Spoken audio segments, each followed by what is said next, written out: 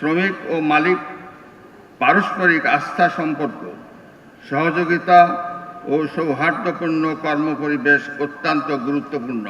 কোনো স্বার্থান্বেষী পক্ষের প্ররোচনায় শ্রম অসন্তোষের মতো কোনো বিষয়ে যেন শ্রমিক ভাইয়েরা জড়িয়ে না পড়েন, সে বিষয়ে সকলকে সচেতন থাকার পাশাপাশি দায়িত্বশীল আচরণ করার জন্য সংশ্লিষ্ট সকলের প্রতি আহ্বান জানাচ্ছি।